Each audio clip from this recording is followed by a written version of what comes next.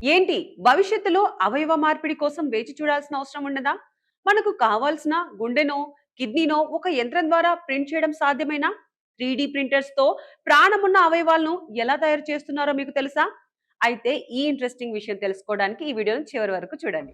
దీన్ని 3D bio printing అంటారు. సాధారణ 3D ప్రింటర్స్ ప్లాస్టిక్ లేదా మెటల్‌ను వాడితే, ఈ ప్రింటర్స్ మన శరీరంలోని జీవ కణాలను, లివింగ్ సెల్స్ ని ఒక ఇంక్ లాగా వాడతాయి.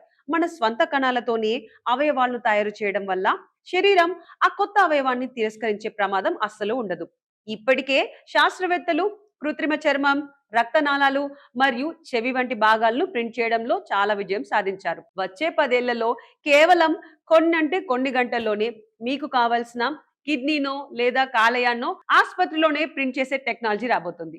దీనివల్ల అవయవదాతల కోసం ఏళ్ల తరబడి వేచి ఉండాల్సిన అవసరం తప్పుతుంది. లక్షలాది మంది ప్రాణాలను కాపాడే ఈ టెక్నాలజీ వైద్య చరిత్రలోనే అతిపెద్ద విప్లవం కాబోతుంది.